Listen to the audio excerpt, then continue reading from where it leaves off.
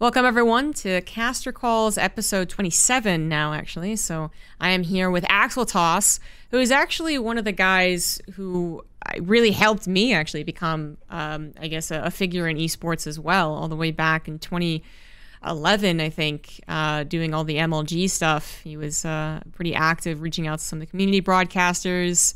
I guess technically you might have also been like the first co-caster I had, like an offline setting for that MLG that the IEM New York one. If that's true, I'm honored. That's cool. I think so, actually. So this is actually pretty cool to talk to you again. I know Axslav's been hanging around in StarCraft streams again, and actually being a really active participant in the community. But you've continued doing just esports and I guess more specifically going into Rocket League, which has been doing fantastic. So we'll certainly get into that in a little bit. But it's really cool to have you back. It's good to see you again. Hopefully it's going okay with the whole 2020, 2021 situation. But yeah, I want to hear what the life of Axeltoss has been like. And let's start with your entry into esports. So I'm assuming that was StarCraft, but I'll let you talk about it. Oh wow. Well, entry into esports. Okay, well I played I played Brood War. That was one of the first games I played. But I just played like I was like 10, 9 years old. There's some crazy Korean players who are godly at StarCraft when they're young. I wasn't that guy. I was playing like the fun custom games like Golems or Evolved or Cat and Mouse, right? Yeah. Like a normal child. But I didn't really encounter StarCraft esports until college, which is a little later because I played video games growing up. But then you talk about, okay, what esports things were happening anyway. I think the first like unofficial thing that I did was for a game called Kart Rider back in high school. And this game is very popular in Korea, and it's a very competitive esport. Artosis knows all about it. He's one of the only guys I can talk to about this game. But I did a little bit of light commentary when I was in high school on YouTube, so I think that kind of counts a little bit for that game. But then StarCraft 2 esports was college for me, sophomore year, and basically StarCraft 2 came out. I had played the original StarCraft, and I'm like, okay, StarCraft 2 looks interesting. I played the original. I had a lot of fun. My roommate at the time encouraged me to pick up StarCraft 2, so I'm like, okay. Picked it up, started playing, and that's when I actually got into the ladder, and I discovered the 1v1 ladder and that phenomenon. And once I started trying to improve, I went on YouTube to try to get better, and then I saw Husky StarCraft. That was probably my first exposure to commentary of StarCraft. It was Husky on YouTube, and through that you got HD, and then eventually Day 9, and then eventually GSL and Artosis and Tasteless. That was like my first exposure, and once that happened, I was like, okay, this is cool. These guys are cool. All the stuff that they're doing, I like it. I want to try to do it too. So I built my own computer, set it all up, got partnered with Justin TV, kind of hosting my own StarCraft tournaments and helping with community coverage.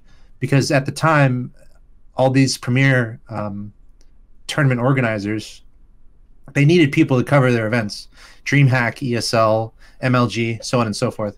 So if you could have a stream, decent commentary, decent quality, you're not getting any money, but you get to cover these tournaments for them from home. So that was kind of my entry proper into the whole business, I guess, was those early StarCraft tournaments and covering those tournaments for ESL, for DreamHack, and also having my own tournaments on my stream.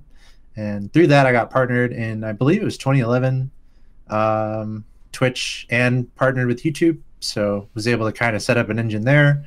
And that was the start. And then MLG picked me up, and that was like my first esports job, or like actually move and work on it. I did receive paychecks before then, but that was kind of the first job there in New York.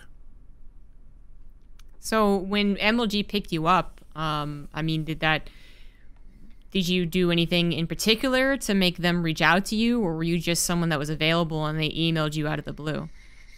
Yeah, it's a lot of cool things that just end up happening. And that's when I met Axslav, right? MLG hired both of us, Axeltoss and Axslav, to head up StarCraft 2 content at MLG in New York City. But anyway, so leading up to it, I had been doing my own coverage. I had been working really hard, putting in the hours during college. So on the weekends, a lot of people go party and stuff. I would be on my computer commentating a tournament or trying to set up a tournament, something like that. So I had a big resume at that point already of coverage, of using my stream to cover, of examples of my broadcasts out there. And MLG had a community caster program, I guess before you're involved, but like even before then, when they were really involving StarCraft a lot. They needed more commentators. They had the big dogs like Day9 and all those guys, but they still needed help covering. So I was one of the people who kind of reached out to help them cover these community do community coverage. And there's a handful of us. You mentioned Frodan. He was one of those guys doing that. Kibbles, one of my favorite StarCraft matches I've ever commentated was Huck versus Naniwa. MLG, something or other. If you just Google MLG Huck versus Naniwa, it'll come up. But it was me and Kibbles commentating that thing. It was the craziest game. It came down to like one zealot and like a probe. Yeah, I remember that. Yeah, it was so much fun. But anyway, that was the community caster program for MLG. Great group of guys involved with that, and all of us have gone on to do really cool things, I think. But anyway, yeah. So that in doing that, that's how I kind of got noticed more by MLG. And then also Josh Gray, aka Clutch, he's a guy who's a friend to this day. He did some hosting in StarCraft. He helped a lot with the StarCraft community casting program. He helped pick a lot of these guys up, including myself. Tobias Sherman, aka Tumba, is another guy who's a friend who kind of recommended me forward. So it's kind of like there's a few people that help you out and or help me out and kind of referred me. And at the end of the day, I approached Adam Apicella at I believe it was MLG Raleigh, must have been 2012. Yeah, MLG must have been MLG. Is that right? I don't know. The dates are hard. But yeah, I think that was, if it was the one that Scarlett won, the WCSNA event that was there. I think that was it, because that would have been my senior year in college was 2012 starting. I think it was the summer before my senior year, so pretty sure it was that Raleigh that summer.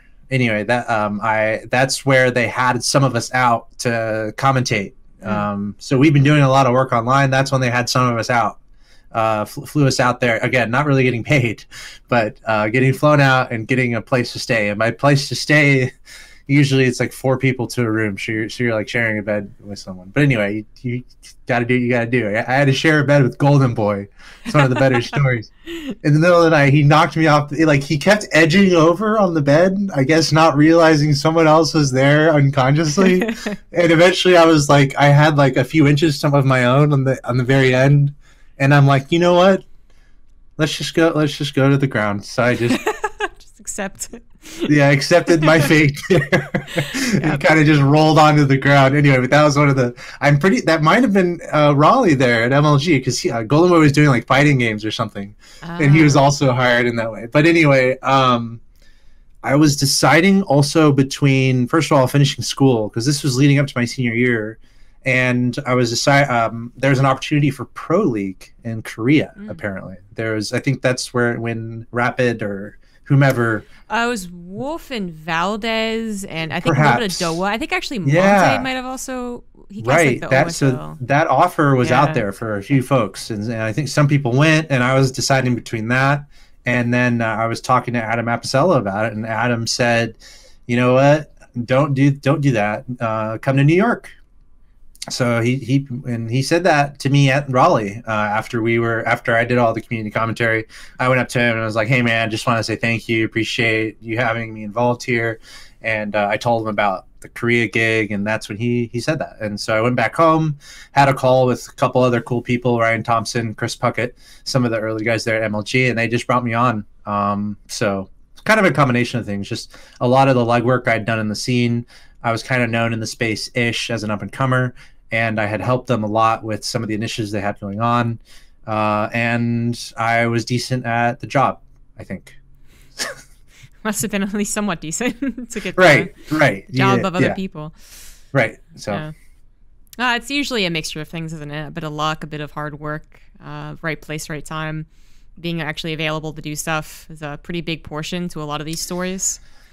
I mean, hey, timing is of the essence. I mean, you ask Ninja, right? Ask him, like, what led to his rise, right? It's just the perfect timing. Is like this ex-Halo pro who's really good at video games, somewhat of an enigmatic character, and guess what? A free game comes out in the prime of BRs. Yeah.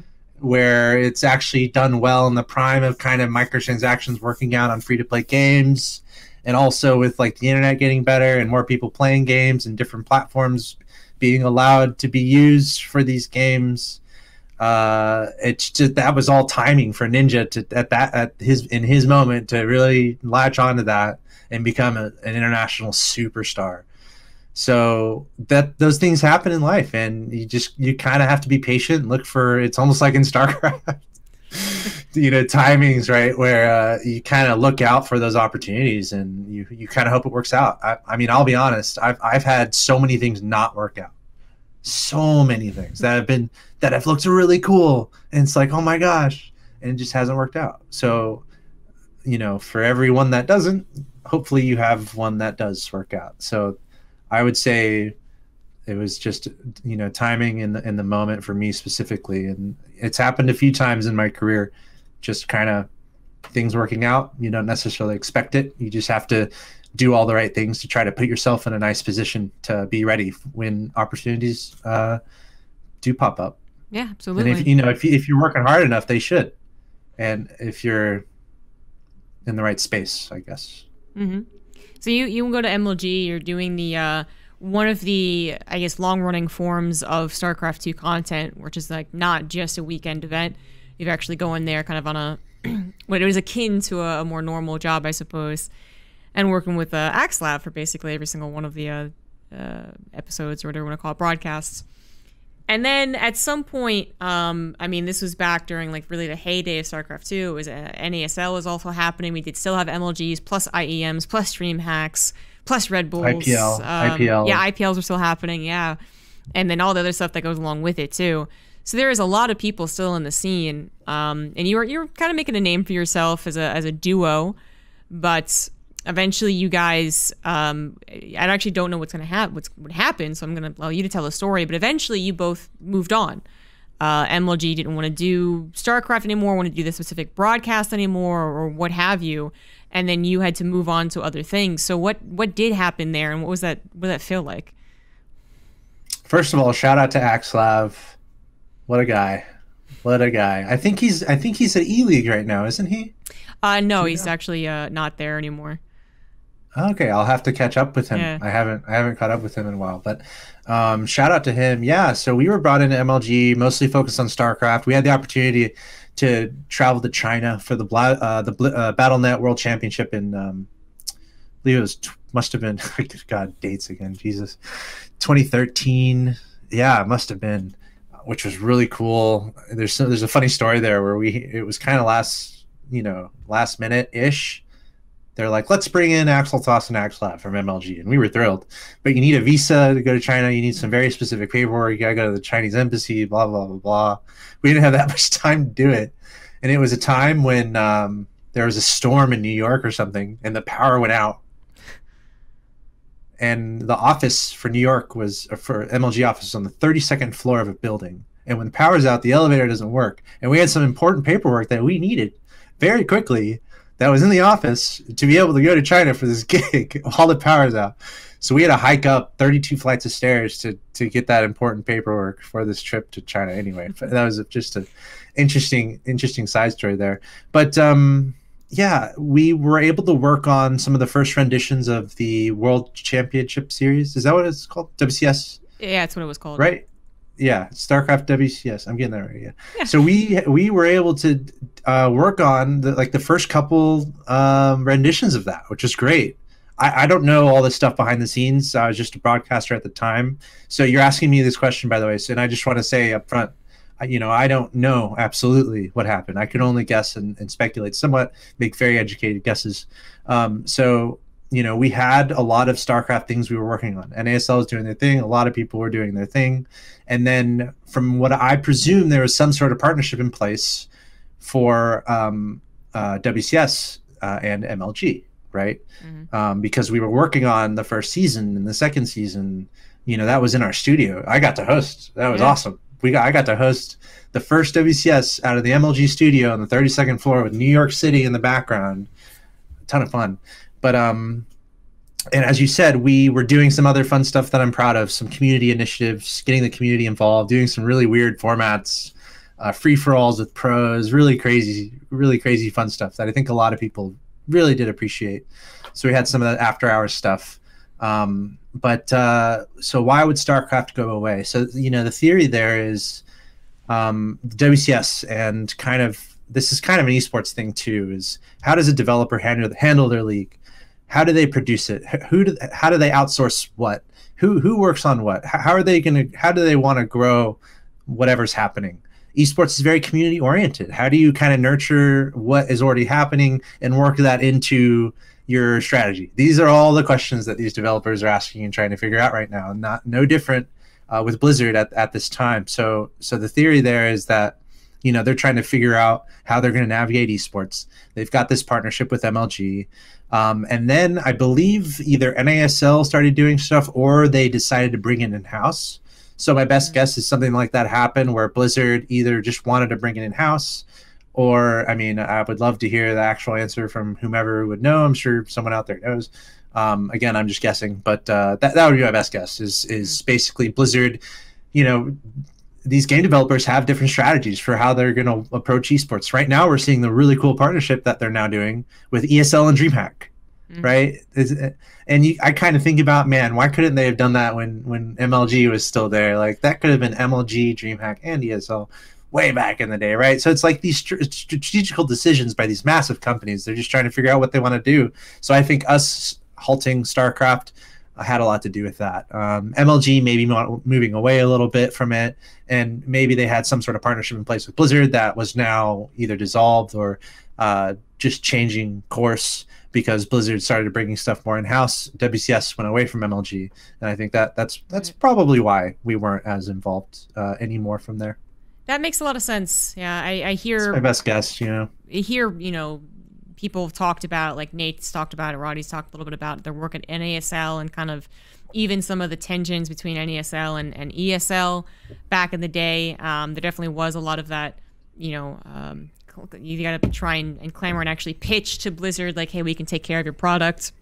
And of course, back then there was also a lot of, broken promises that were happening and mishandled Wild companies.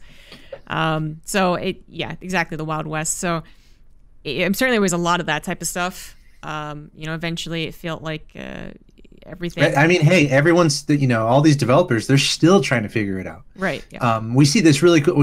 First of all, we see Apollo doing what he's doing. We were talking about your kitty cat. Apollo, the commentator, ex-commentator, I should say, even though he can still commentate if he wants. But he's got a big role in developing the Pro League there, which is one of the coolest things with ESL. And now you have that. Blizzard, with this partnership with DreamHack and ESL, and you talk about StarCraft esports as a whole. I've always laughed at the people who said dead game and all that. I mean, I've been laughing at those people for almost a decade now, right? So it's like, how does Blizzard approach it? How do they make sure their esports stays fruitful? And that's just something that everyone has to deal with, whatever decision happens. You have some big player.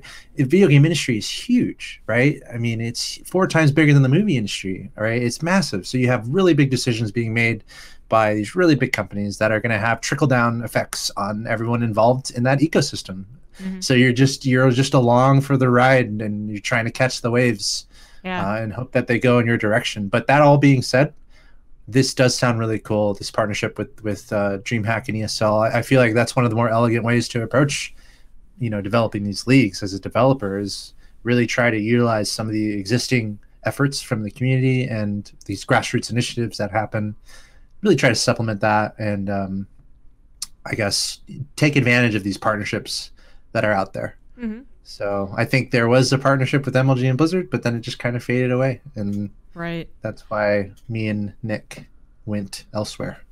I think there was I mean, it's not really a secret, you know, it's a badly kept secret anyways, that Blizzard had been very tough to deal with. They didn't really have all their ducks in a row. There was a lot of things that they were still building up, and a lot of people that felt like they were left hanging, you know, in their own industry, their own organization, being like, yeah, I want to bring this up the chain, but it takes, you know, 50 different steps to do that, so I'll get back to you. And then it's like 5 months later.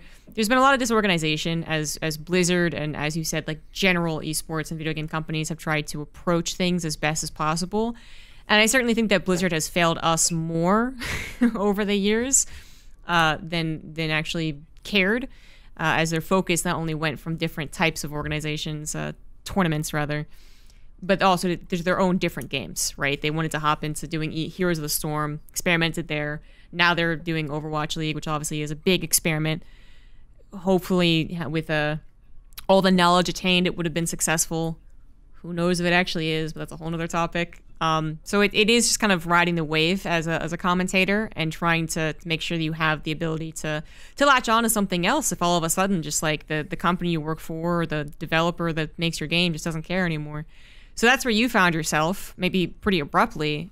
So how did you come out of that okay? Like, what was the process after losing your steady job? Thankfully, I've always had a rotation of gigs, regardless of what I'm doing.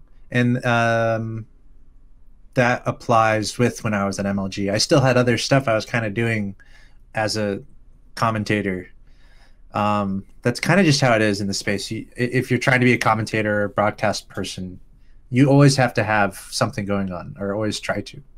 So I kind of kept going with that, but I think, first of all, StarCraft is just has had the most depth of talent of any esport, period. If you are counting down the top 15, 20 personalities, commentators who have ever worked in esports, StarCraft commentators and talent are going to be pretty heavy in that list, I think. And I think you agree with me. Yeah. You know, some of the names and the talent that we see in StarCraft is absolutely incredible. Absolutely. They are giants. They have, you know, they've defined everything else. I am certain, and I've had conversations with commentators in other games. They look up to StarCraft commentators and what has happened in StarCraft. That is appreciated amongst like the depth of other esports, of people who appreciate esports as a whole. And I'm saying this because, you know, if you're trying to make it in StarCraft, you know, that's something that's just, what do you really do? It's like, for me personally, I might have been a little bit too late to be one of the superstars going to all the big events, right? Like Day 9 or Artosis, Tasteless, whatever. So when it came to StarCraft, I kind of always had that in mind a little bit. It's like, okay, this is great. I'm doing some cool things. I'm really enjoying it. But I don't, you know, I'm not going to be like Day 9 probably, or some of these top dogs getting paid who knows how much on weekends, being flown out, blah, blah, blah, blah, which is kind of what you look for when you get into commentary, right? Or at least like that's kind of the dream, is like having cool opportunities like that. So I always kind of kept an open book, I guess, with what I wanted to work on, and working on all sorts of different things and having all the different games in mind. So, you know, going away from StarCraft, or at least not working on it as much, it was kind of okay, because I'm like, you know what? It's hard to really make it with all this talent in the space. There's only so much budget for these big tournament organizers to bring in people, and they're going to bring in the guys who deserve it, which is those top dogs in esports who are superb at what they do. Artosis, Tasteless, Day 9. You know, you talk about Total Biscuit and Control, rest in peace. Two of the most serious talents in all of esports and commentary. So yeah, I mean, I still had StarCraft projects that I worked on, but I was able to pursue some other things because I still had a a breadth of esports knowledge outside of just StarCraft, and I ended up leveraging that. So I went into work. At first, I have an agent, Andrew Tomlinson, Character Select Agency. I met him in college at Texas A&M, working on the Lone Star Clash in college, which was one of the cooler events I think that was able to come together. I met my buddy Andrew in college there, and now he's my agent to this day. So after MLG went away, Nick went to Infinite Crisis to work for WB Games, I believe, for the game Infinite Crisis. I wasn't really ready to do anything like that. That was in Boston. I still wanted to do some StarCraft stuff, so I ended up moving in with Andrew, my my agent, and Polt. I'm sure you know who Polt is. Yeah. And Violet, Polt and Violet. And were you on? Wait, were you on that? Yeah, you won it, didn't you? Or you got to the final? I got to the finals, yeah. Oh my gosh, that's hilarious. Okay, yeah, so Zombie knows what I'm talking about. I went to go work on that show it's called Training Camp. We invited members of the community to compete and play on a team and be coached by Polt and Violet. It was a lot of fun. We shot it all in the house. Polt and Violet were very involved. I think everyone had a good time with it. Put it together, and then we had a show. And we ended up Machinima ended up being interested in it, so we had a deal with Machinima to basically give it to them. They kind of edited it up and then put it on their channels or something. So this all led to me, after I worked with my buddy Andrew on the StarCraft show. Machinima wanted to do an all-encompassing esports show. I should say, in between this, I found some time to go finish my degree in college, because I ended up leaving university to go to work for MLG in New York with like 20 credits left or something.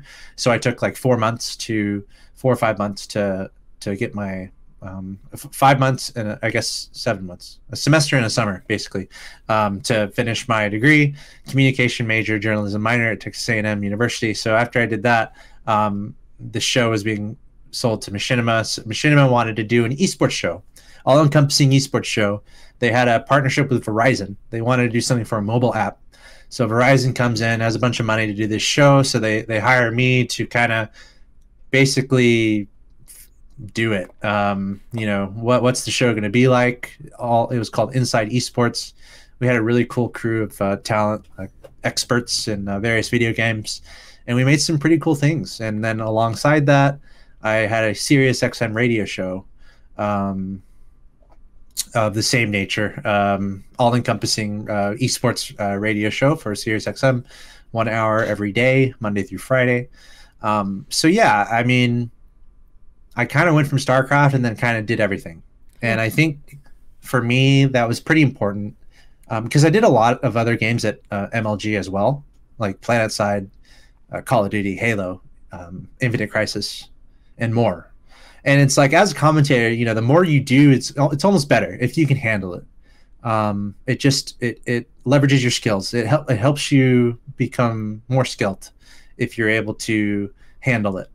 So I was kind of always very liberal about that. Just working on games, all the games, bring it on. And of course, I'm interested in it, but I'm generally interested in most games. So yeah, I kind of went into what I just said there, just multi-genre work. Right. Yeah.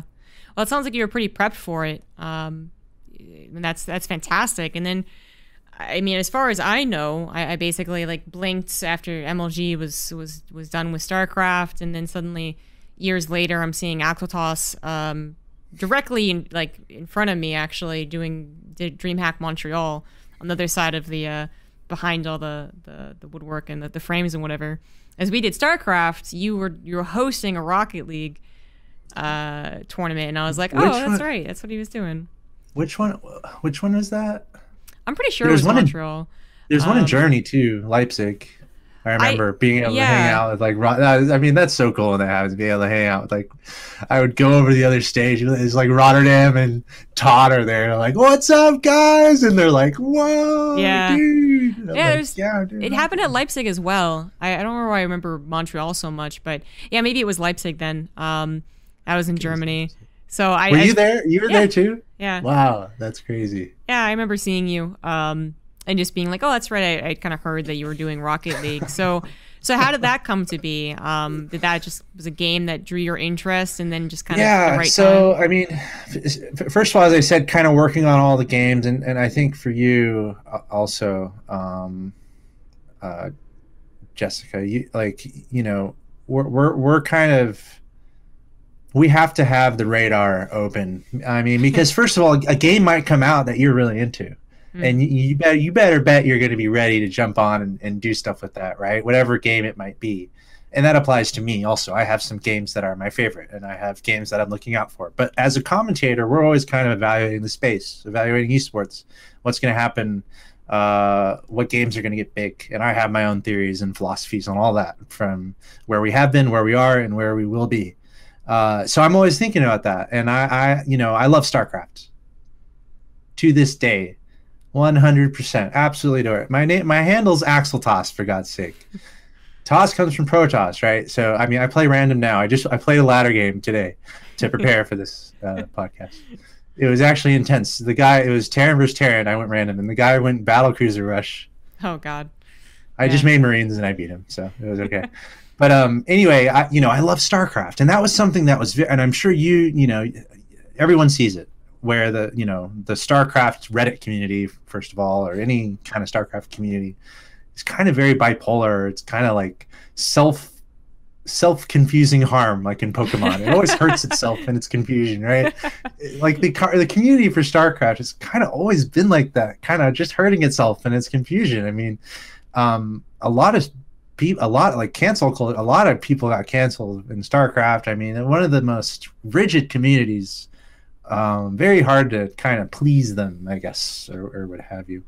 But anyway, for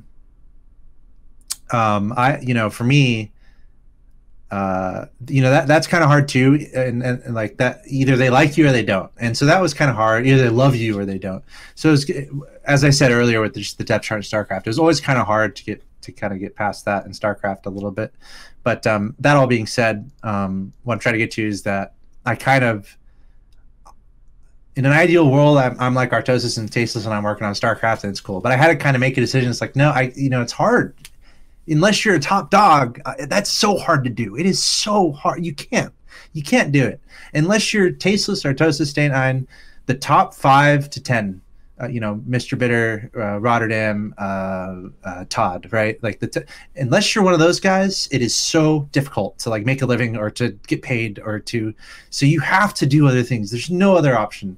And like, so for me, if I go to StarCraft and I'm saying, hey guys, I'm going to play another game, you're going to get destroyed because StarCraft's the only way, something or other. So that was kind of hard to go through. But I mean, you have to. I wasn't going to be StarCraft only. So, that all being said, kind of on my radar, what games are going to be popular? What games am I into? I'm less into like the super mainstream, like League of Legends and Dota. It's kind of the same thing with StarCraft, where it's kind of hard to get to the top. So you have to kind of, okay, what game's going to come out?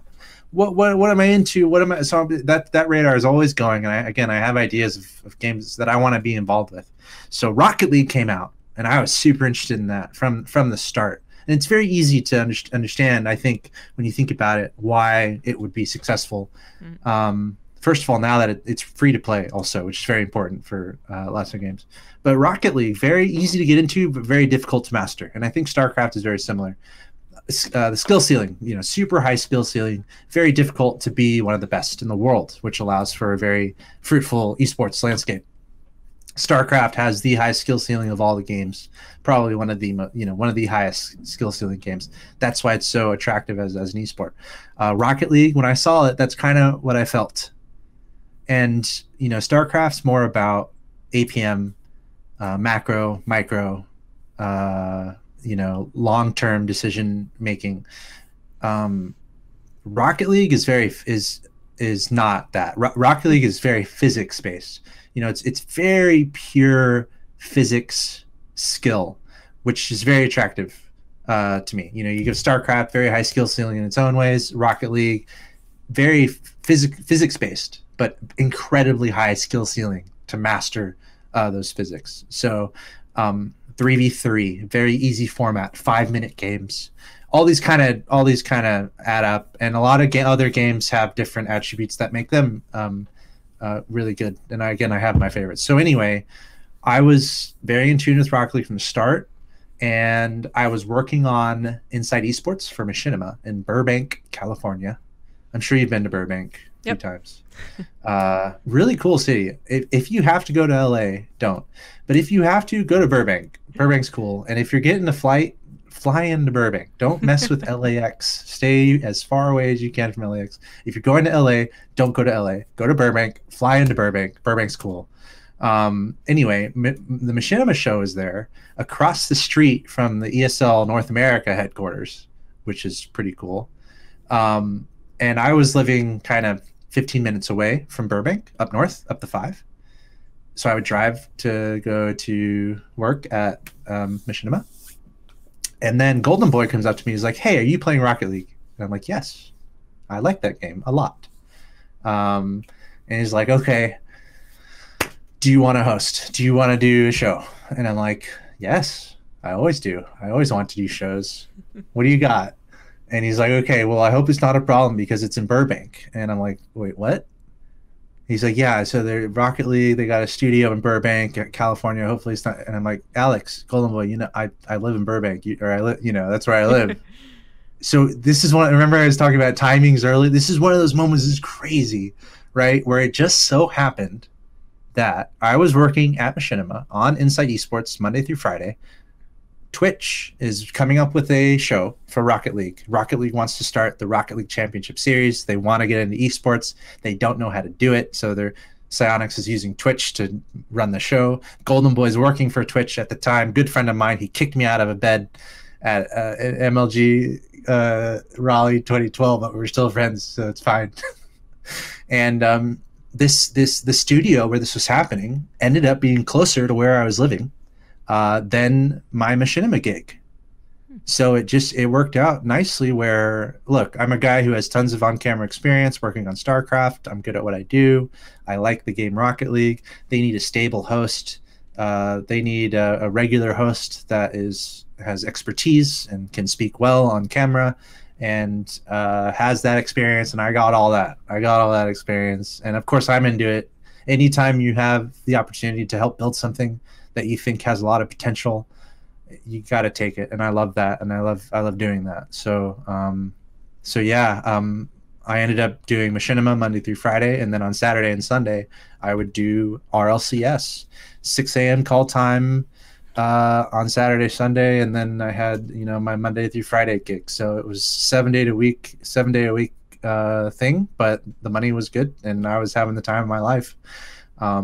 But yeah, just really cool circumstance that allowed me to be a host for RLCS. All the other guys on that show, they were flown in from wherever they were living in the United States. Every single weekend, they flew in from Florida, Texas, Wisconsin, Canada, and I was there local and I could host. So it just worked out. And I was able to be the desk host for the Rocket League Championship Series from seasons 1 through season 6. I kind of accomplished my dream of being someone legitimate in an esports scene, something that was missing for me in StarCraft, where I could never really make it up to the top dogs. And I was able to do that. I was able to get in really early in Rocket League. So now I would consider myself a relatively household name within Rocket League esports. And hundreds of hours, if not over 1,000 hours on camera for Rocket League at this point, for the Rocket League Championship Series, hosting every single show, season 1 through season 6. And it was really cool. We started off with thousands of viewers. I'm serious. Like, we had probably 3,000, 4,000 average on Twitch, right? Concurrent, in a studio doing Rocket League. And we were able to build that to the hundreds of thousands in world championship events. So it's one of the coolest things I've been a part of, and I'm very proud of it. I'm proud of the work that I did, and I'm proud of what we accomplished. I'm proud of what we built, and I think Rocket League is one of the most legitimate esports out there, and it's pretty cool. I was able to also travel the world to work on all the world championship events, which is really cool. We just talked about Leipzig, so we did some DreamHack events here and there. But let's see. Season 1 was LA. Season 2 was Amsterdam. Season 3 was back to LA. Season 4 was, where was season 4? East Coast. Oh, MGM DC. Season 5 was London. Have you seen that MGM Grand building in DC? Yeah, I live kind of close to it. Oh wow, yeah. First of all, that area is crazy. I drove through like 7 states in like 3 hours, and I come from Texas, and that was insane. I was like, wow, what's going on here? Anyway, we had a World Championship event in that hotel, which was one of the coolest events I was a part of.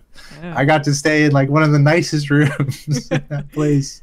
It was great. And then we had an event in London, RLCS Season 5. One of the best World Championship events in esports history. I think it will go down in the books whenever history is written about all these days. That World Championship event, it was best of 7. It came down to the final game, and it went to overtime. And it was basically, it was a lower bracket run. It was a bracket reset to get to that point. Yeah. So it was every single, bottom of the 9th, every single recipe there for a spectacular event happened.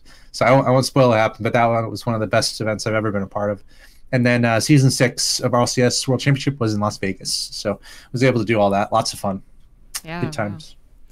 I mean, it's no doubt that Rocket League has really grown a lot. I think it's kind of in this funny position still where like people don't seem to really consider it a lot when they're talking about the big esports. They'll definitely, League of Legends, Dota, CSGO, and people are talking about like Valorant now because Riot's this household esports name. But then Rocket League is just like quietly like being really super good, consistent, and continuing to grow. As you said, I think I did watch a Rocket League thing like how many years ago, 4 or 5 years ago, and it was like, 5,000 viewers, good for them. And then recently I've seen it, it's like 60,000 viewers, and I was like, oh, good for them. And it's obvious that it was going to be a good thing. I actually had one of the biggest moments of jealousy I've ever had of another esport at Montreal. This was definitely at Montreal. So I don't know if you were there, but I don't know if I was at that one. Yeah, there was a Montreal like 2019, the last one that we were able to have, and we were right next to each other. Rocket League and StarCraft 2 were right next to each other, and I could hear the Rocket League crowd over anything the StarCraft people were doing, right? And it was exactly like you would expect from like a sports crowd, right? Like it was just like oh wow, all the time, everything was amazing. And then you had StarCraft, and we were like politely like golf clapping, and I was like, man, must be so cool to cast, because when you do get that moment when the crowd is with you or something really cool is happening, it does feel exhilarating. And the only thing I can say is that we had one moment that event where I felt like, we actually could come kind of close to what the Rocket League crowd hype was. A Reaper had gone in and barely avoided dying, so everyone was like, ooh, and then the Reaper went through the drone line and avoided like the drone surround. People went, and then the Queen was gonna kill it, but the grenade bopped the Queen, which also made the exit for the Reaper to go through the spawning pool to actually escape the base. And it was the only time, I swear, where in StarCraft I heard the and I was like, doesn't exist really that often in us. But for Rocket League, it was all they were doing was just like, the ball went that way. The ball went that way. Holy fuck, the ball went that way. Yeah, I guess there are 2 moments that really stick out for me in StarCraft, and I'm sure you can probably guess both of them, but you can definitely guess one of them. Would be the was it the proxy Planetary Fortress or something against Huck, where the crowd went crazy and Huck said, "Don't worry, that's Halo." What? I don't remember that. I remember him proxy nexusing people.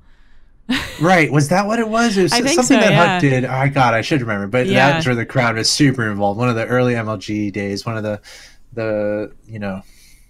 probably the heyday of what was one of the kind of most iconic moments. And then another moment would be the Battlegrounds game between Scarlet and Bomber. Yep. DJ Wheat was commentating, I think. Mr. Bitter was commentating, I believe. And it came down to the very end, and this was like the pinnacle of North America versus Korea. Mm-hmm.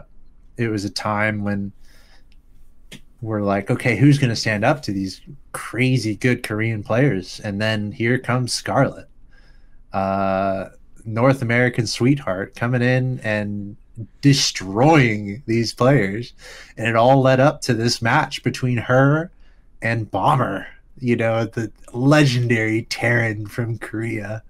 And it ended up being such a scrappy game, mostly Baneling focused from Scarlet and mostly Marine focused from Bomber.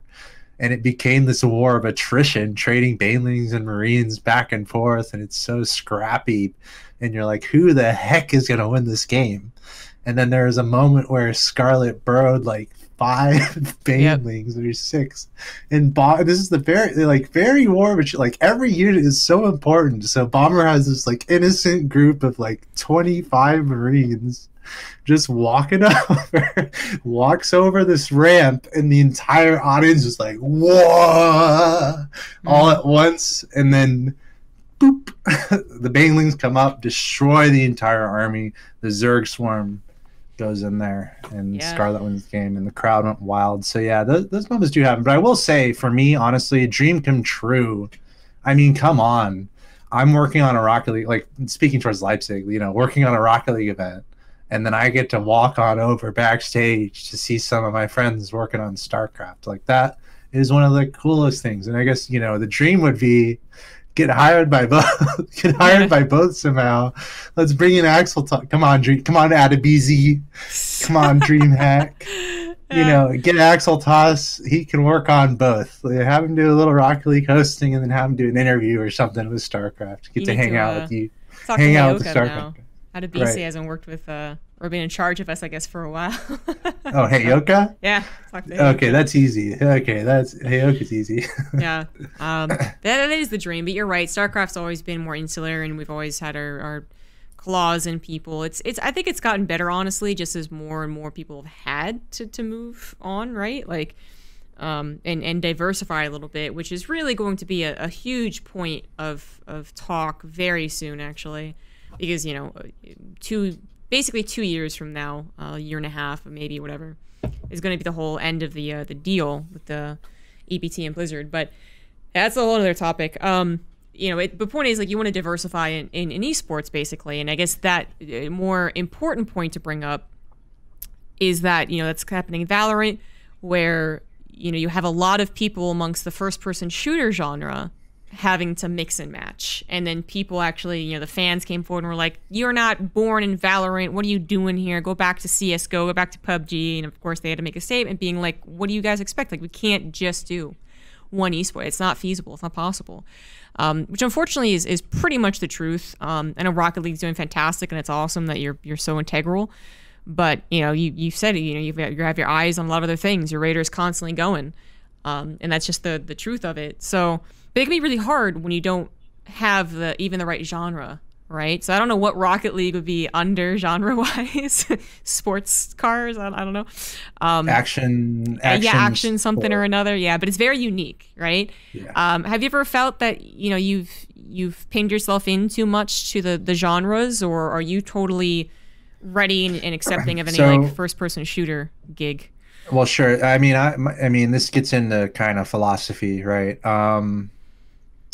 For me, and kind of, if it depends, for you might have a different answer to this, someone watching at home, but it's like really analyzing yourself and what you want to do and what your skill set is and how you want to apply that skill set. And that might be a different answer for a lot of people. And for me, I'm very well spoken. I look okay. I can put on a suit. I can speak well into a microphone. I have a vast vocabulary. I haven't done anything stupid, to get me canceled, right? Which just infuriates me sometimes. The stories out there of people who have just not been a decent person when you're in such a cool position doing such cool things. I have a good background. I don't curse on Twitter. I'm I'm good about all that. So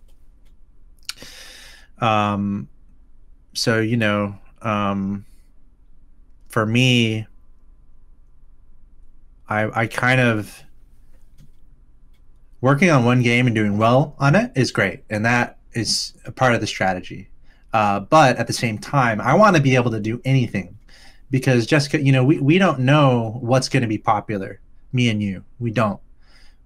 We need to hedge our bets on all that. We need to have leverage no matter what happens. We need to be able to be used or be able to apply ourselves to the space. Even if StarCraft is going great, there still needs to be, you can probably do other things that you're very talented at. So for me, I kind of always want to be in a position to help whatever is on the up, whatever is next, because I understand that things aren't going to last forever. So I do want to be involved with this cool stuff, but I also want to be able to guess what games are going to come out, what games are going to be interesting, and what I'm going to want to be involved with next. Some commentators and analysts will align themselves with a game, and they'll work on that game, and that's fine. Some will align themselves with a company and work on all the games from that company, which is fine. For me, I'm very much all encompassing. Bring it on. Because I think we're still early in esports. It's all still getting figured out, and it is amazing what we're involved with right now. So I want to make sure that I can be the guy that anyone can go to for anything they want to do. Because you don't know if Tencent's going to want to do some $1 million thing on this weekend, and they need someone to come in and be able to do it really quickly, right? All that stuff is out there. Massive companies with massive things that they want to do. So for me, yeah, I mean, I'm just trying to align myself as someone who's been involved with esports for a long time, who has the capacity to understand and learn a game very quickly, or can speak onto a game, or can act well on camera and can do a good job and has history and experience and is reliable. I feel like that if I can accomplish that, it will set me up for the future. Mm-hmm. It's all. I will say though, speaking towards just genres, just real quick. Mm-hmm. I have my top four. I have the top four games. My top four games that I want to be involved with, that I might stream, that I might try to work at an event. So those top four games in no order would be StarCraft. Come on, Toss is in my name. StarCraft is again no order. It would be StarCraft, Rocket League, obviously. StarCraft, Rocket League, Apex Legends. And a game called, I mentioned earlier, Kartrider. There's a remastered version that's coming out very soon. It's called Kartrider Drift, and I think it will be big, but it hasn't happened yet. So that's something I'm really looking at, right? And so that's kind of my my portfolio, right? So you have StarCraft, very strategic, very unique, a lot of history. Rocket League, very unique, very physics-based, as I said earlier, high skill ceiling, very esportable. Apex Legends, it's personally one of my favorite BR titles, if not my favorite BR titles. Mm-hmm. I played the early BRs with Arma and PUBG when it came out, and I like PUBG. PUBG's cool. I would do PUBG. But Apex just does really well for me as far as how unique it is for a BR, and I think it has a lot of staying power, and I enjoy it a lot. So I play a fair amount of it. And that's like the FPS title. It's not too gory or anything. It's relatively kid-friendly. And then Kartrider, which is an action racing game. I think racing games will be more popular into the future.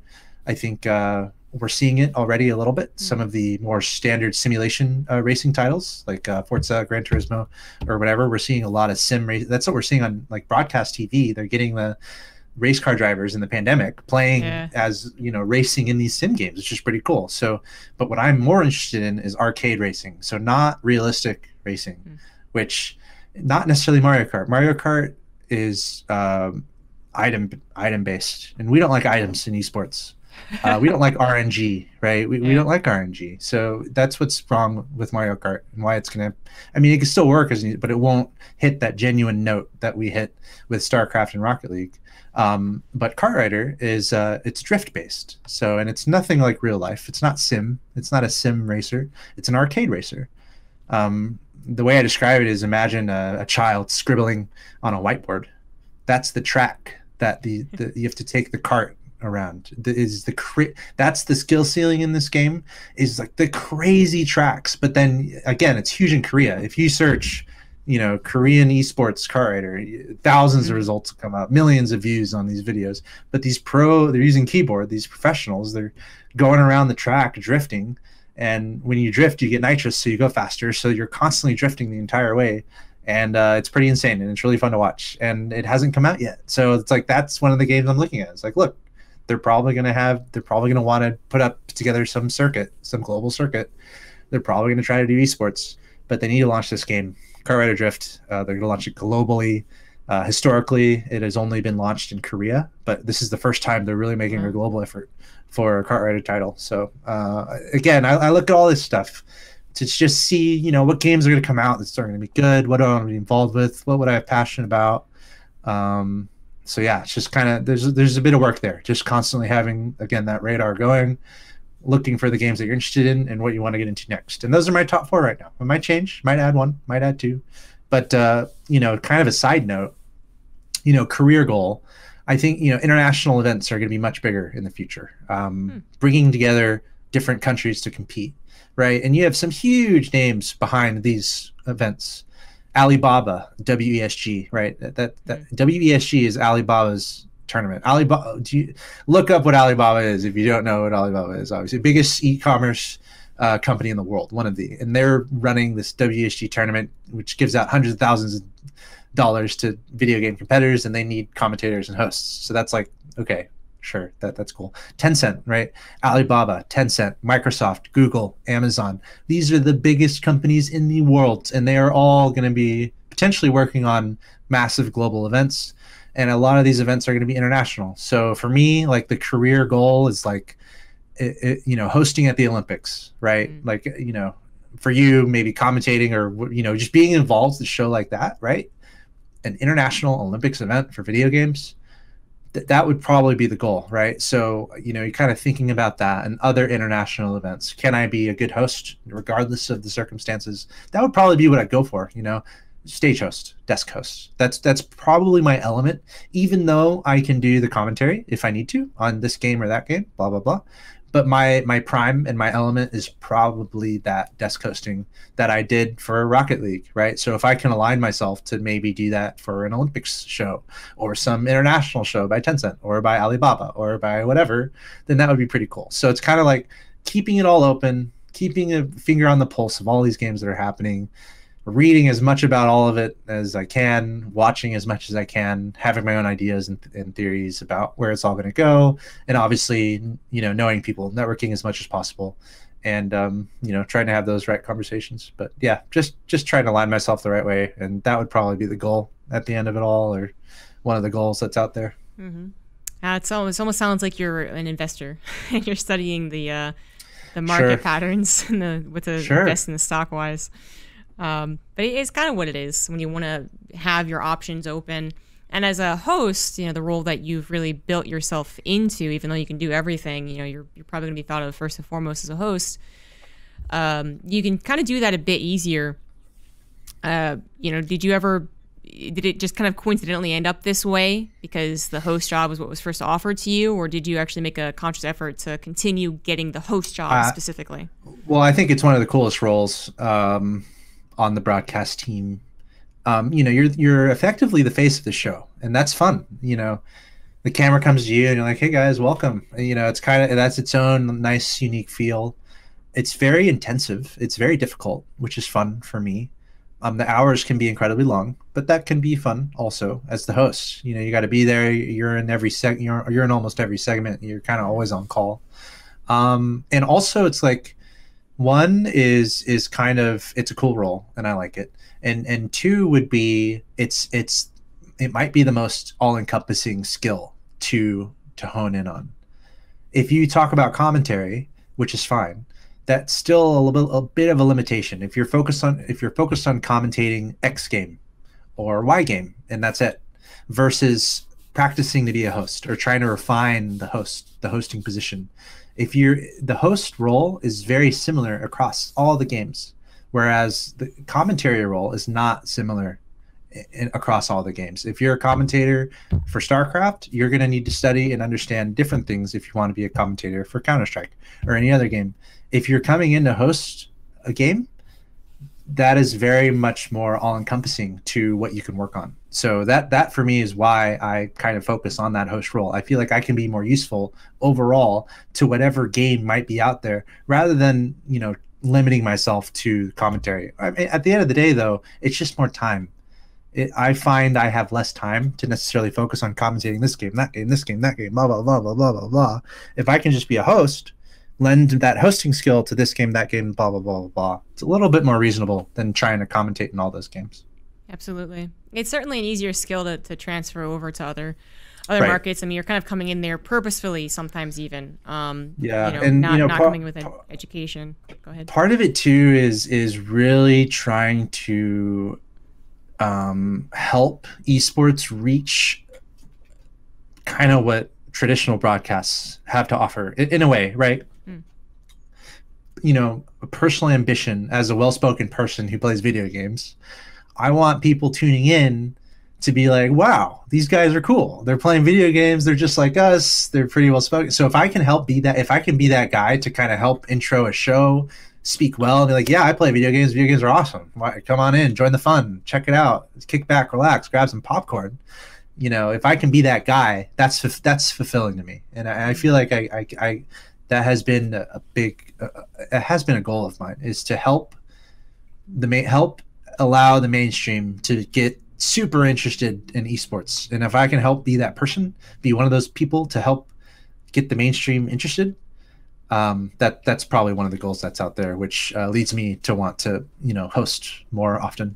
Yeah, that would be the idea behind the gig at the Olympics, right? Who can really go up on and be a host at the Olympics, to be able to speak to such a wide-reaching audience who potentially has no idea what's going on.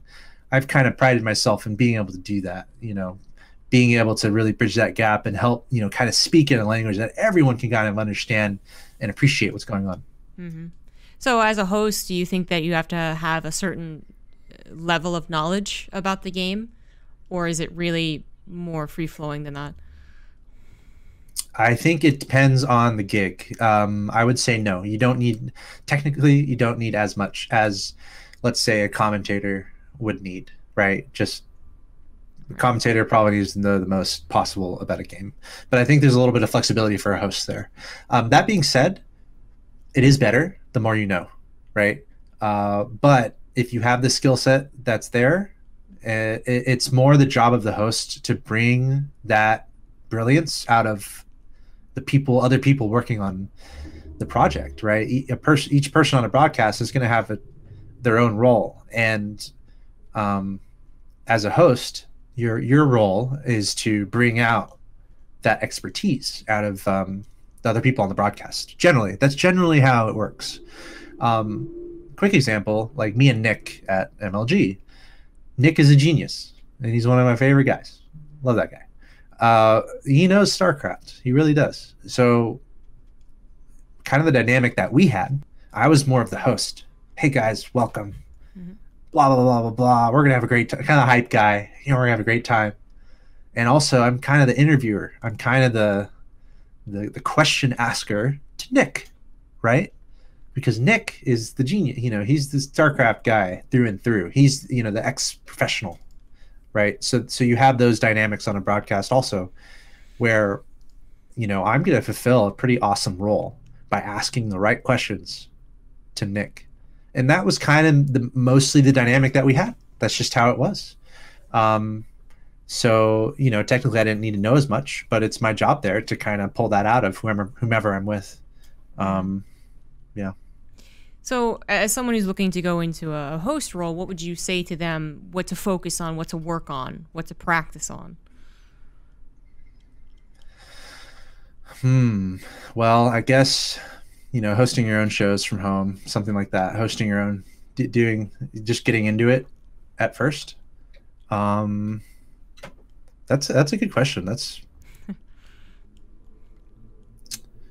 I don't know. That's a good question. I mean, very, very few people actually just go right into the hosting role, right? Yeah. Which is actually something I haven't really thought about before. But like almost everyone I've talked to that I know was a commentator first, and then kind of was like, someone needs to host, so I'll do it. And then they kept doing it. So that's actually like, I don't know anyone who's gone right into hosting. I'm not even sure it's possible.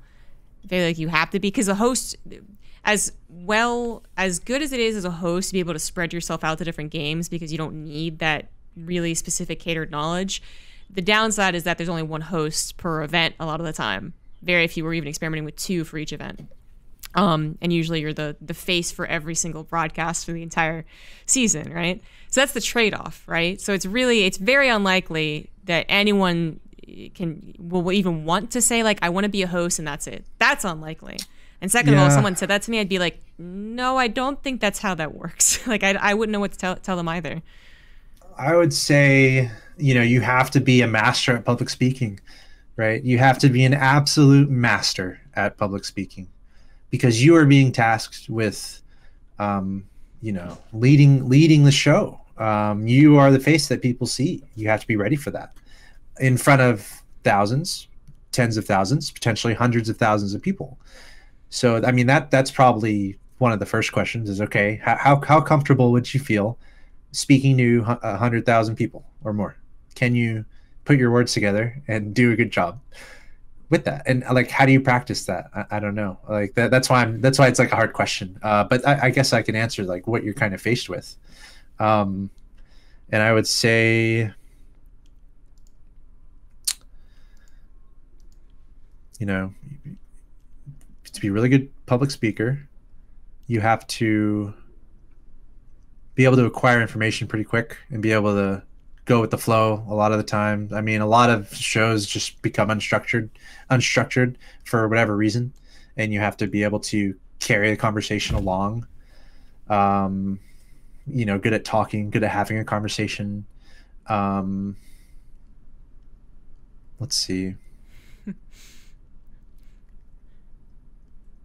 One of the more interesting examples that has happened to me, I did a show at E3. It was a show on stage, and I was doing a show for indie games, right? These cool little games, lesser known studios, but they're competitive. So it was like an indie game esports, showcase. And I'm the host, and I'm also a commentator at that event. It was kind of a multifaceted role, where they asked me, they're like, Alex, here's what's going to happen. We're going to have 4 indie games that we're going to show. And I'm like, great. What games? So they're like, okay, here are the games. This game, that game, this game, and that game. And tomorrow you're going to come in and you're going to talk with the developers of these games before the show starts at around 7 a.m. or whenever that is. And then you are going to interview each of these game developers about their game. And then you're going to commentate each of these games in real time to the audience and to the online audience. So that's one of the things that might come up. And like, okay, how do you become a host? These are just the things you have to be able to do. Whether it's being able to study a game really quickly, whether it's being able to understand a scene very quickly, whether it's a game that you're already interested in, you're already vested into everything that's going on, so you already have encyclopedic knowledge of what's going on, so you can jump into it no problem. But basically, it was a situation where I had to interview the developer for 10, 15 minutes on camera, ask legitimate questions about the game, and then be able to jump in and commentate immediately after having just been exposed to what the game is. So that was one of the more challenging events that I've done, but I think I did a good job. So yeah, just like, I guess, you got to have that ability to be dynamic and be flexible. But, to be a host, it's just, you got to be able to speak clearly and carry a conversation along and, be able to lead a show. I don't know. It's hard to answer how to really practice that. Well, here's another question. What do you try to actively avoid doing? When you watch other hosts and you're not trying to be critical, or maybe you are, doesn't matter, but like, you're just like, oh, I don't like that. I don't want to do that when I'm on my broadcast. Or anything that comes to mind that you make sure not to do? Well, I will say that, my priorities are kind of knowing the show, knowing the rundown, knowing my job and what I am going to be expecting. I want to make sure that I'm healthy mentally and happy. It's very important when you're going onto a show. I want to make sure I look good. I want to make sure I speak clearly. I utilize good vocabulary, and I bring hype and excitement and knowledge to what's going on. And one of my priorities is to, as a host, and this might apply to anyone on camera, my priority is to make every one of my co-commentators or whoever's on the broadcast with me, I want them to look the absolute best possible. I don't care about myself as much. I'm going to try to do as much as I can to keep myself under control and have a good time and do a good show and do what I'm there to do. But my priority is to build up and make everyone else on that set look as good as humanly possible. And some people might not subscribe to that. And I kind of alluded to this when I mentioned working with Nick. You know, I understand I'm kind of there to speak clearly, kind of be more of a host, but this guy's he's a genius when it comes to StarCraft. So what I want to do is make him look as good as humanly possible. I'm going to ask the most interesting questions. I'm going to ask, you know, just something that just so he can say something that blows people's minds because of how cool the analysis is. So yeah, I would really, I would hope that more people are like that, or I would hope that that's at the front of everyone's objective, because I think that really makes the show the best possible. If everyone on this show looks as good as they ever have, it's going to be a good show. And as a host, you have a fair amount of control over that. You know, what questions you're asking to people near you, or kind of how you interact with them, you know, positively, or making a joke at them, or at your own making a joke at your own expense to make them look better, right? Just little things like that. I really try to focus on, just to help them feel comfortable. Everyone on the show, you want everyone feeling comfortable and happy and friendly, because that will just make the show better overall. So that's kind of, I guess, less of what I focus on not doing and more of what I focus on doing. I feel like I'm really doing my job the best when I know everyone on the set that I'm working with, and I'm helping them look the best that they ever have. That's my goal. It should be the goal of everyone on the broadcast to make the broadcast look good. But yeah, I mean, sometimes you do have situations where there's a little animosity for whatever reason, or there's like a competitive nature among casters or something. Who's going to get that gig? How much are they going to get paid?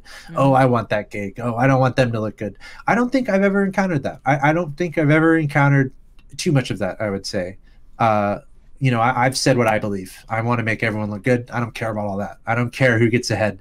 I've accepted that I'm not at the top in StarCraft. I'm okay with Day9 and all those guys just ruling over there. And it's great, and they're amazing in what they do. But I'm not going to try to make them look bad. Absolutely not.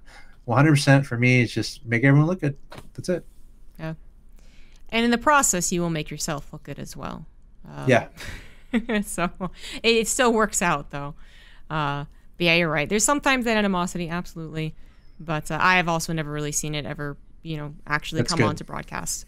I'm certain that it has. I've heard, you know, rumors of other games, but yeah, I've personally not seen it. I think for the most part, everyone who is actively taking away from the broadcast because of their own personal ego or faults or beef, like, pretty much have been pruned. They've gone. They're not in the same roles that they might have been if they were cool. So that's the good news. But that's kind of the end of the questions that I have. But now we're gonna move on to a Patreon question, which actually is from Axslav, funnily enough. So he asks, Axeltoss, please list 3 to 5 reasons why NYC is the greatest city. Oh my gosh. 3 to 5 reasons why New York City is awesome. Okay. Number 1, beer. Number 2, I don't know if it's number 1, but it's up there. Is beer. There's a lot of good food, right? Food and drink is going to be is going to be 2. Food and drink. I would say, and this isn't for everyone, but like the kind of just the day-to-day process.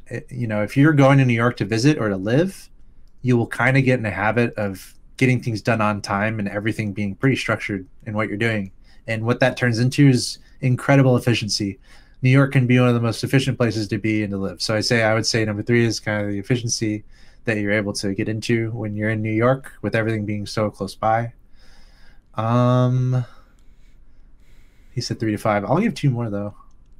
Well, I guess, just the vastness and the architecture and all this, all the skyscrapers is just incredible. All of that's going on in the city. Obviously, a one of a kind city in that sense. And then I guess, what's another reason? I don't know. I guess just friends that are there. It's a cop out answer. Yeah. Me and Nick still have a fair amount of friends there in New York, so you can definitely establish a lot of cool friendships because there's so many people around. So I guess just the people. Mm-hmm. There you go, Nick. There you go, people. Maybe he was probing around for a. I will say that. I mean, I live in the Seattle area right now. New York for me, I was happy to live there and I'm happy to visit, but I don't know if I would want to live there. It's pretty expensive, and again, to find a place to live proper, if you're into it, it's fine, but it can be pretty expensive, and you're not going to really find a place outside of an apartment. Like there's no houses or anything there. It can be a pretty congested city also, and it can also get brutally cold. So I'm in Seattle now. I went from Texas to New York to Los Angeles to Seattle. When you're in New York, it's like either you go to Seattle or you go to LA. A lot of people in New York, they want to get to LA because it's like, okay, New York's fine. Let's go to the beach now, Right. Find a cool, or San Francisco. But LA and San Francisco are so expensive, way too expensive. And it gets really hot in also both those cities. So I live in the Seattle area now because it's best of all the worlds, in my opinion. Nature is incredible. There are very affordable places to live. There's a lot of space, a lot more space, obviously, than New York. The weather is really temperate. It doesn't really get hot like it did in Texas or LA. And there's a lot of tech presence and gaming presence in the Seattle area also. So very diverse city, and everyone is very welcoming of everyone else. It's kind of intimate in that way. That's But cool. usually a lot of people think it rains a lot, which is fine. I have a feeling it's like that's something that people who live here have kind of put out there to try to keep it chill, Keep it all to themselves. Exactly. Yeah. It's funny. There's so many cities, it feels like, where it's like everyone moves there, and then as soon as they're there, they're like, no one else can move here, though. Right. Like Austin's kind of like that. Denver's like that. Right. It's like, well, we're Right. here, but that's okay. You guys can't come. Yep. But anyways, thank you so much for taking time to sit down with me and talk about this and provide your expertise and your story, which obviously is really one of the stories that also comes from not quite the beginning of StarCraft and esports. It's Tasteless and Artosis gave me that one, but very close to the beginning of what was the renaissance, if you will, or whatever you want to call it. Of esports. I mean, it's been a really fun ride. I hope to work on more StarCraft things, right? I mean, maybe that'll work out. I think I can. I'm involved with Rocket League a lot. I'm looking forward to Cartwriter. But StarCraft is one of the coolest scenes out there. All the people, some of the coolest people. A lot of my best friends are in the StarCraft community. Some of the if you're ever able to go to like a BlizzCon and just hang out with people, it's one of the best experiences.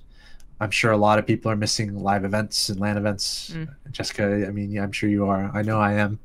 And I think StarCraft has some of the coolest people just to hang out with. So I really miss it, and I'm really thankful for all the friendships that I have, and so many good friends in the StarCraft scene still to this day, which I'm very happy about. So looking forward to future events if I'm not able to work on multiple stages, or at least be able to hang out with people. Yep. Yeah, it's the dream. Well, actually, kind of on that note, like, any shout outs you want to do, or I guess where are we going to see you next? What's happening in the Rocket League world?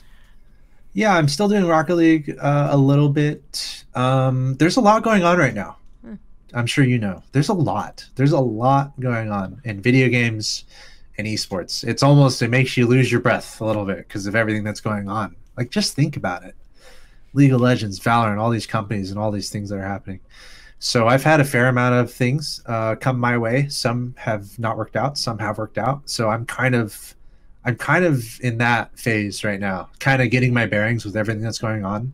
And as I said to you earlier, just trying to be useful however I can, whether that's I feel like for me, that's probably being a desk host for some league that is trying to do something. Look, there's Axeltoss, reliable guy. He hasn't done anything bad. He can speak clearly. Some people like him. Let's just hire him. So I'm hoping that that kind of happens maybe for certain games, but otherwise there's consulting. A lot of people trying to figure out what they're doing. So there's some consulting things that can happen. I'm sure from you as well. People who actually know what's going on somewhat in the space, and then there's a lot of people looking for help. Ton of people looking for help. It's postings everywhere of like jobs that need to happen. So I'm just kind of in that wave right now, trying to figure out where I want to be. But otherwise, my handle's Axeltoss. So you can just Google my handle. No one else uses it on any other platform. So I have that name on YouTube, Twitch, Twitter, you name it. I have a account there. So you can just look out for me there. And I am in Seattle, as I said, so I am looking locally. And I think that's important for anyone to do. Kind of like the early success I found in esports was looking around me. Found my agent and best friend at Texas A&M in college. Lone Star Clash was a lot of local people in Texas, figuring it out. And I think working locally is important. So I'm looking at that in the Pacific Northwest. There's a lot happening. You got Microsoft up here, you got Amazon, you got Vancouver just across the way, you got Seattle Surge, and also all these traditional sports teams that are getting into esports. I'm telling you, there's so much out there. So I'm kind of just like looking out for all that's going on. Otherwise, I'm here in Seattle, and just look out for more stuff from me. Awesome. Looking forward to it then. Just watch him on all those platforms and see what he's got going on next, I guess. Thanks again for coming on. And to you guys out there who watch the podcast, thank you so much for watching. And I hope to see you back here again for episode 28. See ya.